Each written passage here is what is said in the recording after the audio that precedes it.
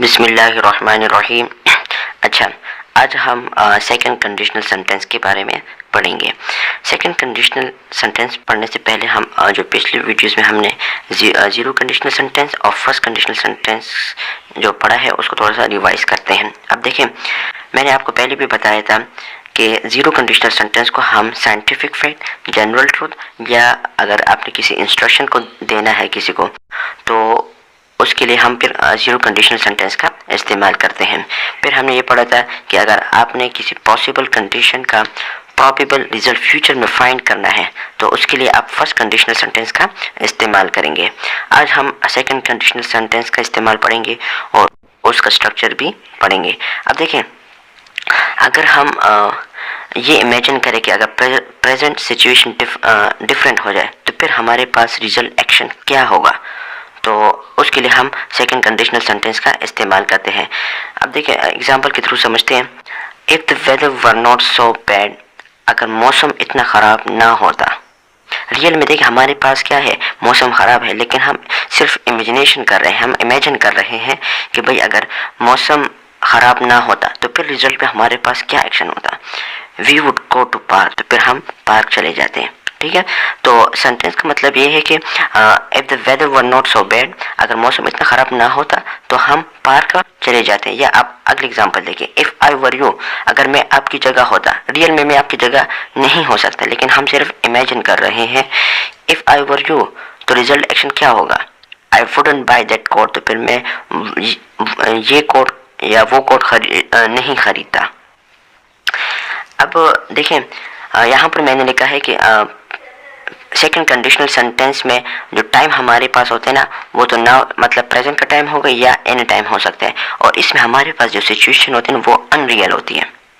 अब देखें यहाँ पर, if the weather were not so bad we would go to park. Real में हमारे पास सिचुएशन क्या है, बैड है, और हम पार्क नहीं जा सकते क्योंकि हमारे पास जो वेदर वो बहुत ख़राब है। लेकिन हम सिर्फ इमेजिन कर रहे हैं अगर कि भाई अगर ये प्रेजेंट सिचुएशन डिफरेंट हो जाए तो फिर हमारे पास रिजल्ट एक्शन क्या होगा। तो यहाँ पर सेकंड कंडीशनल सेंटेंस में हमारे पास जो सिचुएशन होगी वो अनरियल होगी। This sentence refer to the situation in the present but they are not based on fact. अब देखिए, यहाँ पर हम पास्ट टेंस का इस्तेमाल करते हैं। यह भी आगे मैं आपको स्ट्रक्चर में बताऊंगा कि यहाँ पर हम पास्ट सिंपल का इस्तेमाल करते हैं, लेकिन जो टाइम होता है ना वो पास्ट नहीं होता। यहाँ पर पास्ट टेंस हम सिर्फ इसलिए इस्तेमाल करते हैं कि हमारे पास ये सिचुएशन जो है ये अनरियल सिचुएशन है। टाइम हमारे पास प्रेजेंट का होता है, लेकिन हम सिर्फ यहाँ पर जो पास्ट टेंस इस्तेमाल करते हैं ये सिर्फ और सिर्फ अनरियल सिचुएशन को इमेजिन करने के लिए इस्तेमाल करते हैं। अच्छा, हम रियल में ये नहीं चाहते कि भाई ये सिचुएशन क्या हो जाए, चेंज हो जाए। The use of the past tense after if indicates unreality. I don't really expect the situation to change. हम रियल में ये नहीं चाहते, एक्सपेक्ट नहीं करते कि सिचुएशन हो जाए, सिचुएशन चेंज हो जाए। बस हम सिर्फ क्या करते हैं, सर हम इमेजिन करते हैं। I just imagine what would happen, कि भाई अगर ये प्रेजेंट सिचुएशन डिफरेंट हो जाए तो फिर हमारे पास क्या होगा। अब इसके स्ट्रक्चर के ऊपर आते हैं। देखिए, इसमें भी हमारे पास दो क्लासेस होती है, एक इफ क्लास, दूसरा मेन क्लास। इफ क्लास में हम सिंपल पास्ट का इस्तेमाल करते हैं। अच्छा, मेन क्लास में हम प्रेजेंट कंडीशनल सेंटेंस मतलब हम वुड और वुड के साथ वर्ब फर्स्ट फॉर्म इस्तेमाल करेंगे। अच्छा, एग्जांपल के थ्रू समझते हैं। देखिए, इफ आई वर रिच, अगर मैं अमीर होता। रियल में मैं अमीर नहीं हूँ, लेकिन मैं सिर्फ इमेजिन कर रहा हूँ अगर मैं अमीर होता तो फिर क्या होता। I would travel a lot, तो मैं बहुत ज़्यादा सफ़र करता, लेकिन रियल में मैं अमीर नहीं हूँ तो इसलिए मैं ज़्यादा सफ़र नहीं कर सकता। अब देखें, यहाँ पर आपने पहले पढ़ा होगा कि भाई हम ही शी इट या सिंगुलर नाउन या आई के साथ वाज लगाते हैं, लेकिन यहाँ पर हमने वर लगाया है। अब देखें, जब आपने अनरियल सिचुएशन को इमेजिन करना है तो फिर आप वाज की जगह वर भी लगा सकते हैं, दोनों ठीक है। आप यहाँ पर इफ़ आई वाज रिच भी लिख सकते हैं और इफ़ आई वर रिच, दोनों ठीक है।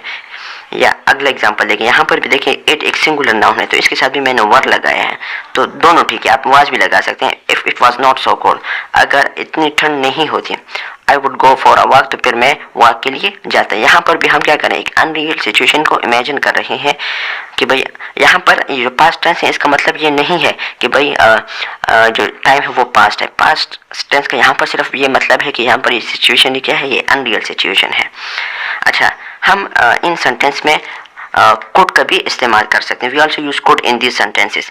अगर आपने इन सेंटेंस में कोड का इस्तेमाल करना है तो कोड का मतलब क्या होगा, वुड बी एबल टू या वाज या वर एबल टू। एग्जाम्पल के थ्रू समझते हैं। She could get a better job, वो एक अच्छी जॉब हासिल कर सकती है। If she could speak in other language, अगर वो एक अगली जुबान भी बोलने के काबिल हो। यहाँ पर कुड क्या मतलब है, एबल टू। अगर वो एक अनदर जुबान बोलने के काबिल है तो वो एक अच्छी जॉब हासिल कर सकती है। शी कुड गेट का मतलब है she would be able to. यहाँ पर भी हम क्या करें, इमेजिनेशन कर रहे हैं कि भाई अगर वो एक अच्छी जॉब हासिल कर सकती है, तो शी कुड गेट का मतलब है she would be able to get. वो इस यहाँ पर भी हम क्या करें, इमेजिनेशन कर रहे हैं कि भाई वो एक अच्छी जॉब हासिल करने के काबिल है। इफ, यहाँ पर इफ शी कुड का मतलब है if she was able to speak, अगर वो क्या है काबिल हो जाए, एबल हो जाए अनदर लैंग्वेज बोलने में, तो वो एक अच्छी जॉब हासिल करने में एबल हो जाएगी। ठीक है।